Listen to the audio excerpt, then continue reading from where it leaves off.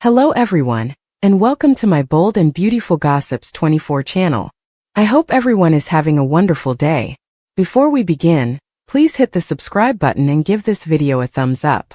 In the glamorous, emotionally charged world of the bold and the beautiful, a new storyline erupts with fire, fashion, and fiercely personal revenge as Forrester, still stung by Ridge's decisions, joins forces with Logan in a plot that promises to upend the balance of power in Los Angeles' most famous couture dynasty, a storyline beginning not with subtle whispers, but with thunder that shakes the halls of Forrester Creations. The shift starts on a rainy Los Angeles evening when Eric, still reflecting on the pain Ridge caused him, pushing him toward retirement, questioning his judgment, and nearly erasing his legacy, steps back into his art studio, filled with forgotten sketches, dust-covered mannequins, and the ghosts of designs that once defined his career. While his last major medical scare left him weak, uncertain, and questioning the future, he has recovered now, not just in body but in spirit, fueled by a hunger to reclaim what was taken away. And if Ridge wants to run Forrester Creations alone, then Eric will create a world where Ridge watches the empire crumble from the outside. That is where Katie comes in, her own resentment toward Ridge boiling beneath that cool, polished exterior. Ridge may not have hurt her directly, but she watched him cast Brooke aside time and time again. She watched him humiliate Bill Spencer in front of the Forresters. She saw him speak to her as if she were just another branch attached to Brooke's shadow.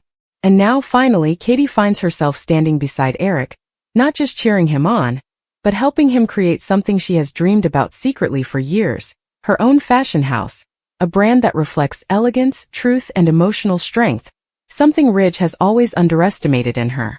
Eric sees a spark in Katie, something that reminds him of Stephanie in the early days, the idea that beneath her gentle tone lies a battlefield, armed with honesty, grit, and thunder waiting to explode.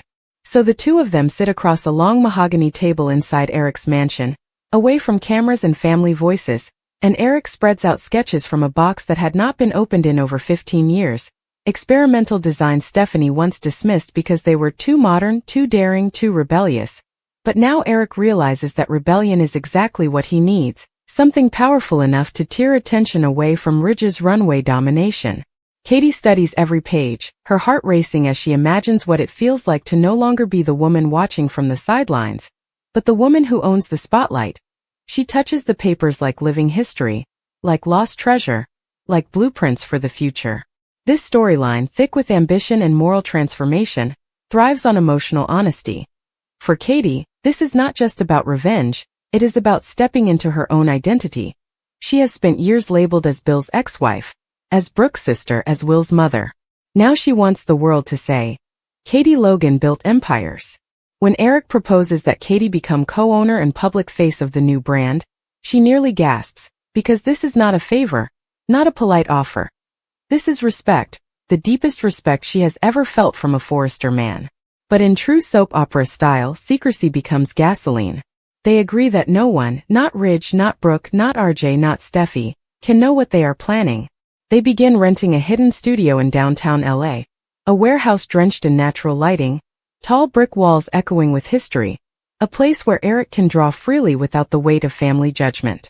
Katie, taking naturally to leadership, begins making calls.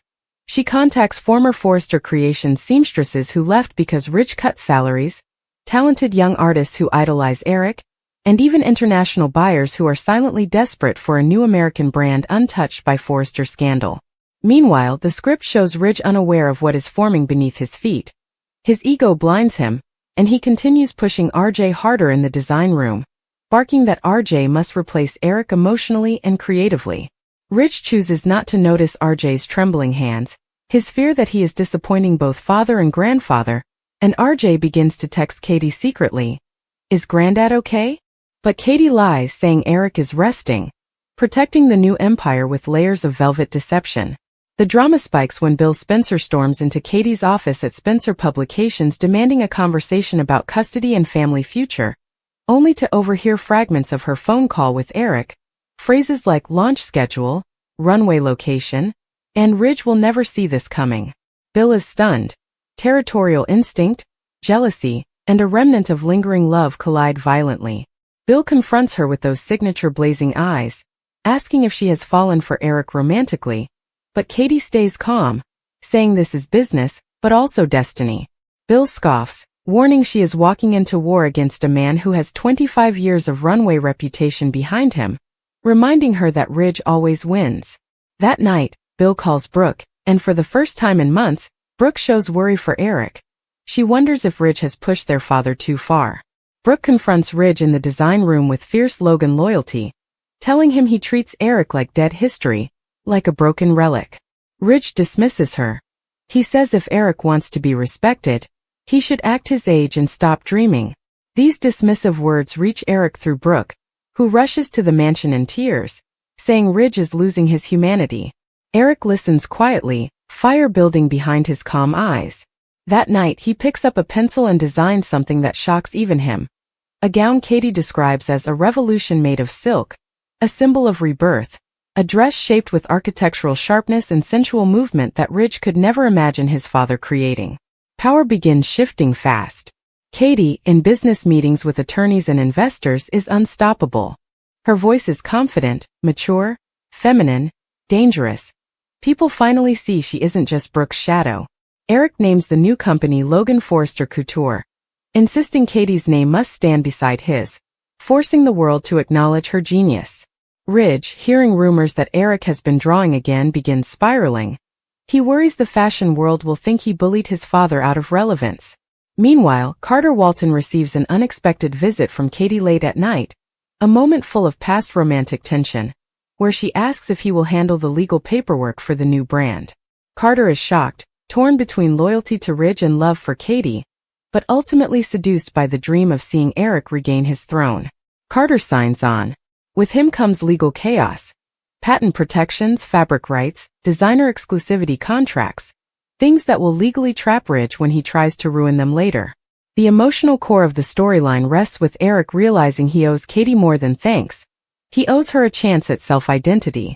In one breathtaking scene, Eric tells her, "This company is not my comeback, Katie. It is your arrival." Tears fill her eyes because nobody has ever spoken to her like that. But romance? That stays beautifully ambiguous. She and Eric grow close, hands brushing, shared glances, heartbeats aligning. But no kiss happens yet, letting fans wonder whether love will blossom, or if the bond is purely spiritual and creative. Ridge continues spiraling into self-importance, making decisions at Forrester Creations that upset Steffi and Hope. He orders a couture line redesign without telling them, believing only he knows real fashion. Hope argues that Ridge is becoming a tyrant, that he has lost humility, and she sees strange behavior in Thomas too, who senses that Ridge's aggressive creative direction is not about art, but about fear of Eric's ghost rising. Thomas encourages Ridge to reconnect with Eric before it is too late, but Ridge refuses. The launch preparation becomes cinematic. Late-night sewing sessions, Katie inspecting fabric swatches under moonlight, Eric sketching while jazz plays softly, the warehouse transforming into an empire with bare hands. They keep the project hidden under the codename Project Phoenix, referencing Eric returning from supposed retirement ashes. RJ begins noticing gaps in Eric's schedule and follows him one evening, discovering the secret studio. RJ stands silently in awe as he watches Eric sketch with unstoppable passion, and Katie sees RJ and panics. RJ begs them not to shut him out, saying he wants to help. Eric hesitates but sees his grandson's honesty, and finally lets him join under one condition. He cannot tell Ridge, not even a whisper. RJ agrees, and this choice becomes the wedge that breaks the Forrester family structure open. Meanwhile, Bill, driven by jealousy, decides to snoop into business filings and learns the company name exists legally. He calls Ridge and suddenly the quiet war turns nuclear. Ridge rushes to the mansion, confronts Eric, and demands to know why he is starting a rival house. Eric stands tall, stronger than ever, and says Ridge treated him like a has-been, and fathers do not kneel to their sons. Ridge accuses Katie of manipulation, claiming she seduced Eric for power, and Katie, fiery and fearless, slaps Ridge verbally, telling him she has dreams too, that she isn't just a side character in his saga. Brooke, witnessing the exchange, becomes torn between the two men she loves most, the father she admires and the man she married over and over. Steffi worries publicly that if this war expands, Forrester Creations could collapse under competition. Fashion houses fighting internally lose buyers, lose loyalty, lose identity. Katie insists their vision is not war. It is independence. But Eric whispers to her later that it is revenge. A gentle revenge sculpted with silk, delivered with class. And that is how the title takes shape, Revenge with Style. Eric believes Ridge must be humbled, not destroyed, but reminded that respect must be mutual. The premiere show is planned secretly. Venice, Italy, symbolic of rebirth, water, and classic art. Their strategy is simple but lethal. Show designs to press the same day Forrester Creations opens its Fashion Week line. Whoever wins headlines wins the future of couture. Katie begins selecting models, many of which Forrester has turned away. She calls Quinn, now working independently, and invites her to design jewelry for the show, rekindling Quinn's glory. Quinn agrees, shocked Eric has forgiven her for past betrayals. Bill watches Katie rise and suddenly admiration replaces jealousy. He wonders if he has been blind, if Katie is far more powerful than any woman he ever chased. And as the warehouse fills with applause from young designers, Eric realizes something spiritual. Stephanie would have loved this. She would have stood beside him against Ridge, against arrogance, against stagnation. Eric speaks to her portrait, thanking her for teaching him to fight with dignity. The fashion world buzzes. Secret collections, whispered sabotage, leaked sketches.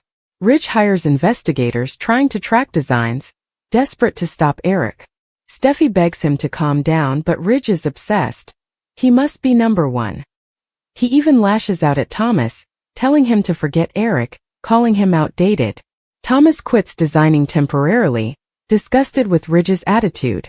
When the final fitting day arrives, Katie stands before a mirror wearing one of the gowns, a deep, fierce red. And for the first time she looks like a queen, the queen of her own kingdom. Eric smiles, telling her the world will never forget the day Logan became fashion royalty. Katie whispers, "And Ridge will finally see who I am." The story promises explosive fireworks, emotional payoff, and fashion glory as Eric and Katie prepare to walk into battle. Not with anger, but with beauty. As weeks pass, the air in Los Angeles becomes electrified with whispers. Rumors of a secret couture movement rising beneath the polished marble floors of Forrester Creations, a rumor powerful enough to unsettle Ridge even in his quiet moments, because deep down Ridge knows history has a way of repeating itself, and fathers have a way of reclaiming glory when the world least expects it. The more Ridge tries to control the narrative inside FC, the more he loses control outside it. Reporters begin circling Spencer Publications, pressing Katie for comments she refuses to give, and Bill Spencer, armed with curiosity, jealousy, and an almost protective instinct toward Katie, tries to dig deeper into the legal footprint of the mysterious company name he discovered. He sits in his office overlooking the city skyline late one evening, the lights flickering on buildings like stars, and he grips the printed business registration documents, whispering under his breath, "Logan Forrester Couture, what on earth are you up to, Katie?" He feels the sting of Katie choosing independence over his empire, and that stirs a spark in him he cannot turn off. Ridge, meanwhile, becomes more controlling at Forrester Creations, insisting on reworking designs, firing freelancers, and micromanaging RJ and Zend until the design rooms feel suffocating. Even Hope, someone who once adored Ridge's artistic passion, cannot help noticing that his tone has changed, that he no longer speaks about beauty or meaning, just competition, fear, and legacy panic. Katie and Eric, however, feel alive in their secret studio, surrounded by fabrics imported from Milan, Tokyo, and Paris. Fabrics Ridge refused to purchase because he feared they were too expensive. Eric believes that innovation requires risk, and Katie encourages him to design with a fearless hand. They laugh during fittings, they debate color palettes, and they dream openly about the runway that will redefine their lives. RJ, working beside his grandfather, finds joy in creative expression again, far from Ridge's pressure. He sketches freely, looser, bolder, and Eric praises him with genuine parental warmth that Ridge never learned to give. At night, the three of them sit on the warehouse floor eating takeout pasta, and Eric shares stories about the early days of the fashion world, about how couture once meant soul, not spreadsheet profits. Katie listens like a student sitting before a master. She absorbs every lesson, every philosophy, every secret to what makes a garment breathe. For the first time in her life, this world belongs to her, Not borrowed from dollar bill, not shared with Brooke's name, not influenced by Ridge's shadow. It is her empire brick by brick. But the emotional stakes rise when Donna Logan discovers the truth. Accidentally. She walks into the warehouse unannounced, expecting to meet Eric for lunch, and instead finds mannequins dressed in shimmering prototypes, walls covered in design drafts, Katie standing with authority clipboard in hand, RJ measuring fabric. Donna freezes, stunned, and Eric fears she will reveal everything. But Donna surprises them. Instead of running to Brooke or Ridge, she hugs Katie with pride and agrees to keep the secret. Donna warns them, though. If Brooke discovers this through whispers and not honesty, the Logan family may fracture. Katie swallows that truth like cold stone. She loves Brooke deeply, but she fears Brooke will try to protect Ridge, not her. And Katie does not want emotional politics interfering in business. So she holds the secret close, like a jewel she isn't ready to share. Meanwhile, Ridge becomes obsessive about Eric's behavior. He storms into the mansion late one night, demanding answers, telling Eric he feels betrayed even though he doesn't know why. Eric remains calm, sipping brandy, telling Ridge to go home and trust that the world will soon teach you humility. Ridge leaves angry, telling Brooke he believes Eric is hiding an illness relapse or a dangerous emotional spiral. Brooke becomes dizzy with stress. Her loyalty is split down the middle. Ridge wants Eric checked by doctors. Eric wants Ridge to stop treating him like a fragile relic. Brooke stands between them crying, wondering when love turned into war. Katie hears about Ridge's threats from Donna and laughs. Not because she enjoys Ridge's panic, but because Ridge finally knows what fear tastes like, something he served to others for decades. She welcomes Ridge's emotional unraveling as proof they are winning. The script deepens emotionally when Will Spencer visits his mother at the warehouse. The teenage boy sees the designs and instantly smiles with pride, telling Katie he always knew she would do something groundbreaking, something that wasn't just connected to his father. Will offers to help, listing social media strategies and marketing angles that shock Katie. He has grown into a brilliant young man. Eric listens and suddenly sees the future in Will, a next-generation creative with business instincts. Eric tells Katie softly, "This company isn't just a fashion house, it's a dynasty for those who deserve one." Katie breaks into tears, hugging Will tightly. The emotional undertone becomes clear. This story isn't only about overthrowing Ridge, it is about rewriting inheritance itself. News continues to spread. By now fashion magazines begin publishing hints. Anonymous new couture brand preparing to dethrone Forrester? Headlines ripple through the online world. Ridge becomes frantic. He accuses HFTF team members of leaking designs even though no designs have escaped the warehouse. Ridge interrogates RJ, who lies to protect Eric, something that devastates Ridge, who feels his own son slipping away. Brooke begs Ridge to calm down, but he is beyond rational conversation. He sharpens his next Forrester collection overnight, ordering seamstresses to mass-produce gowns without proper fitting time. As pressure mounts, employees begin quitting quietly. They have sniffed the change in the wind and want to work for the rising force instead. Carter, acting silently behind the scenes, begins transferring professional contacts to Katie. Fabric suppliers, production managers, runway coordinators, using legal loopholes so Ridge cannot sue. Carter knows Ridge will feel betrayed, but Carter cannot ignore the truth. Eric deserves this fight. Katie deserves this future. And maybe deep down, Carter is still in love with Katie, still eager to see her rise above every Logan stereotype. The turning point comes when the new company receives an unexpected investor, Taylor Hayes. She approaches Katie secretly, wanting to buy stock in the brand. Taylor explains she is tired of Ridge's narcissism. She watched him hurt Brooke, watched him abandon Thomas, watched him belittle Eric, watched him treat Steffi like a soldier instead of a daughter. Taylor wants Ridge humbled, not destroyed, but humbled enough to remember what love means. Her involvement adds fuel to the already burning fire. If Ridge ever discovers his own mother funded his father's rival brand, the emotional explosion would shake Los Angeles. With Taylor's investment, Eric and Katie secure a location for their first permanent headquarters, a sleek glass building downtown that Katie names the House of Phoenix. Inside Forrester Creations, Hope Quinn Fuller returns to design jewelry after Quinn tells her about Eric's project, and Hope is now terrified Ridge will squeeze her line dry. Hope begins questioning everything Ridge stands for.